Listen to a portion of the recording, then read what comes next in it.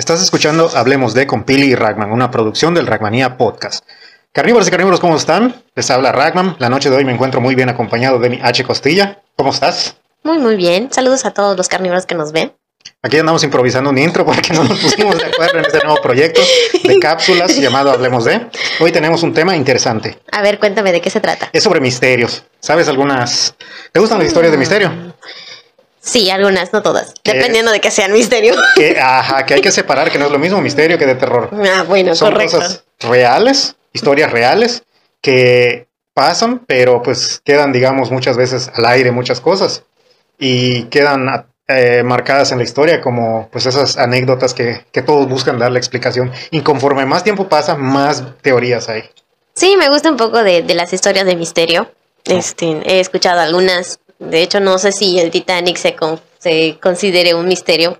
Pues en parte, aunque ya más o menos se sabe. Bueno, ahorita que está en las profundidades. Todo ok, lo que hay. Bueno. Entonces.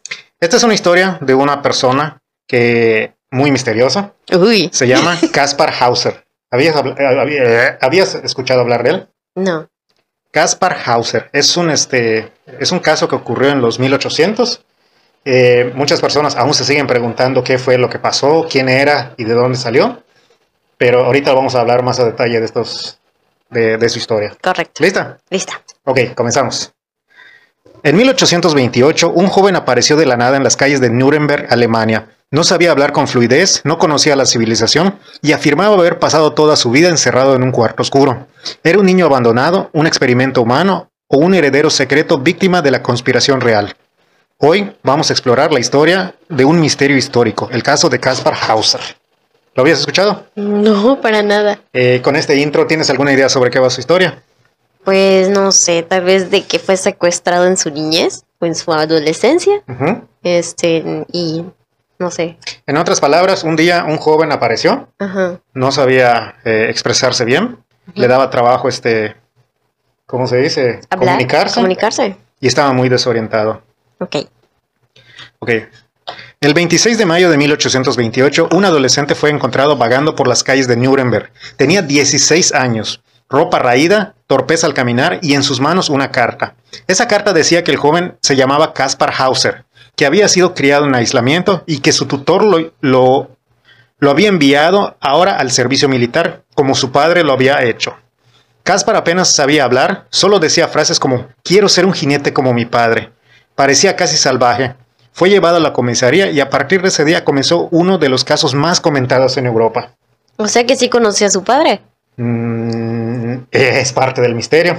Un día apareció, no sabían qué rollo con él, solo llevaba una carta y ahí decían que era su nombre. Y él solo quería ser jinete como su papá. Continuamos con la historia. Okay. Dice, según Kaspar, había pasado toda su vida encerrado en una habitación oscura, sin contacto humano, alimentado solo con pan y agua, sin ver nunca a la persona que lo cuidaba. Decía que solo poco antes de aparecer en Nuremberg, alguien le enseñó a caminar, a escribir y a repetir ciertas frases. Apenas podía escribir su nombre. Las autoridades y científicos comenzaron a estudiar su comportamiento, su lenguaje y sus reacciones. Era extraño, sí, pero también sorprendentemente inteligente. ¿Era un caso de abandono o algo más siniestro?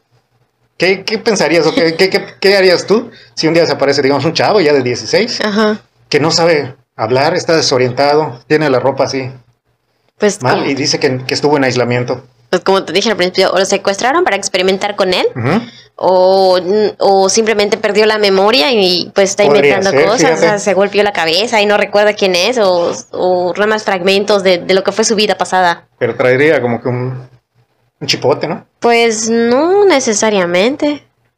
Bueno, no sé. O sea, hay que ponernos en contexto de que eran los 1800. Ahí pues había muchas cosas que no existían. ¿Cómo se llama? Cuando crees en cosas así muy de la suerte, ese tipo de cosas. Sí, ya entendí, pero...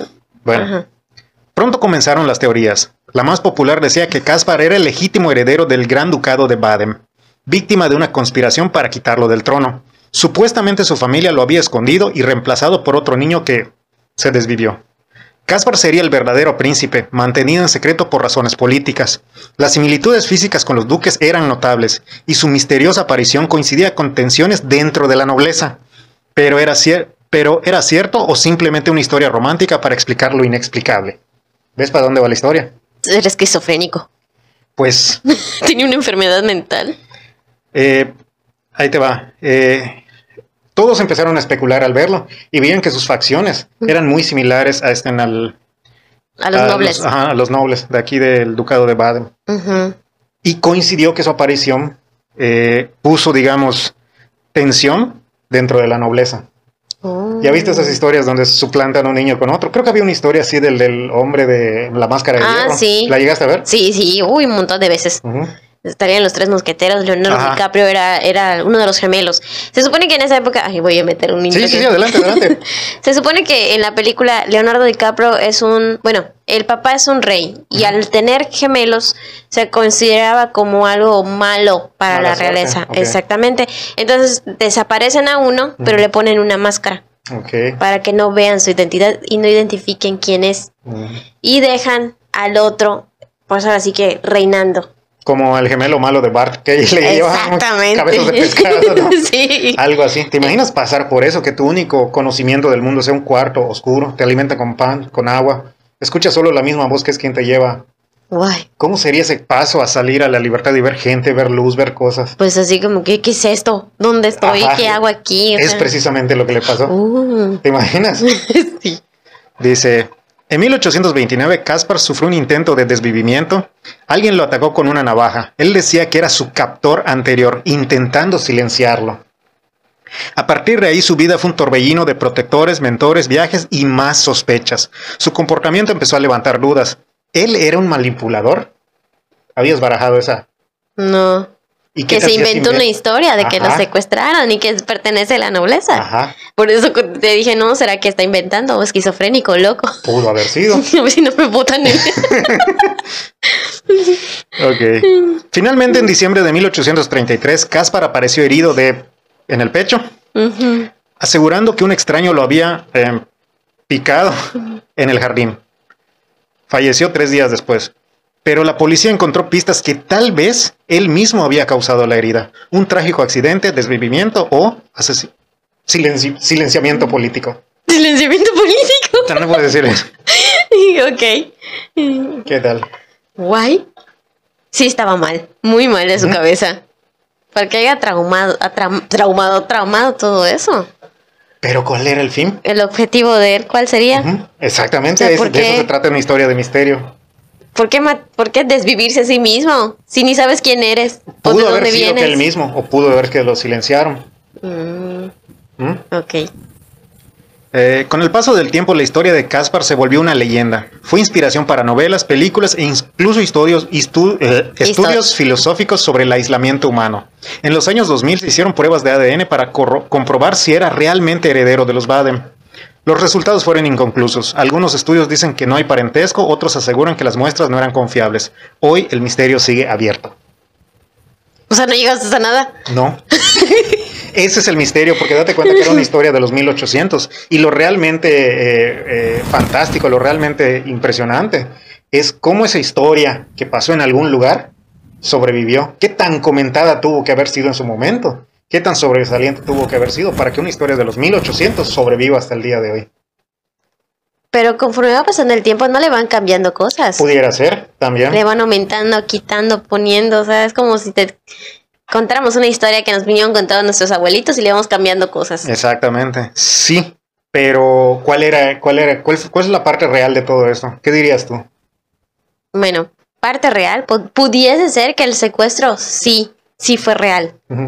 Que perdió la memoria y que le contaron una historia a él para que él se la creyera suya y lo fuera a divulgar por todo el lugar. Lo canijo es que esto generó debates y estudios filosóficos sobre el aislamiento humano. Imagínate que un bebé nace en esas condiciones. ¿Tú crees que tendría el mismo desarrollo? ¿Somos lo que somos al nacer o somos en lo que los demás nos convierten? Interesante pregunta. Ahí está. Pues depende del entorno en que crezcas. Fíjate que una vez me acabo de acordar una historia. En la prepa nos pidieron relatar una historia, algo así. Y por alguna extraña razón yo agarré el tema de la clonación, que era poco o sea, no había mucho en aquel entonces. Y ahí más o menos razonando, imaginando y desarrollando la historia, pensé, ¿qué pasaría si tuviera la opción de ser un clon mío? Si tú tuvieras la oportunidad... No, por favor. Bueno, ya sé, el mundo no está listo para eso. No queremos otro Ragman. Contigo basta y sobra. Si tú tuvieras la oportunidad de tener un clon, ¿lo harías? No. ¿Por qué? Porque entonces, ¿quién sería el clon? Pues el clon es el clon, tú eres la original. Sí. La clásica historia que el clon quiere deshacerse de lo original. Porque date cuenta, al menos por ejemplo en Star Wars, el clon tardaría una vida para llegar a tu misma edad. Y cuando llegue a tu edad, tú ya serías una persona anciana. Tendría que tener un factor de aceleramiento para alcanzarte en cierto punto. Pero a la vez ese mismo factor lo va a hacer envejecer más rápido. O sea, es como la historia de que se fumaron los de Jurassic World. Con la niña del clon. Sí, eso ya ni cuenta en la ficción. Ok, pero el punto era que si aún así tú tuvieras la oportunidad de tener un clon que crezca de forma natural en los tiempos correctos, ¿tú crees que sería igual a ti? No, obviamente no. ¿Por qué? Porque depende del ambiente en el que esté. Exactamente. A pesar de que físicamente sea idéntica a ti, pero no pasó por las mismas historias, las mismas experiencias, no pasó por el mismo... Trauma. Las mismas... Sí, también. La trauma es una historia que se desarrolla en tu vida y te brinda cierto aprendizaje después de haberla experimentado. Pero si pasa, por ejemplo, tú en el capítulo anterior, nos invitamos a ver el episodio 1, tú viste la serie de Sailor Moon en los 90s. Sí. Pero este clon tuyo no habría visto eso, no habría pasado. Igual y ni le gusta.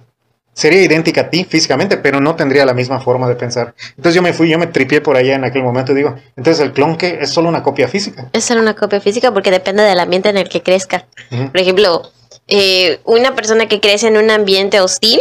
Ajá, se forja. Exactamente, y pon tú que lo clonen. Ese clon va a crecer, que crezca en un ambiente más saludable. Okay. Va a tener otras actitudes, otra forma de ser.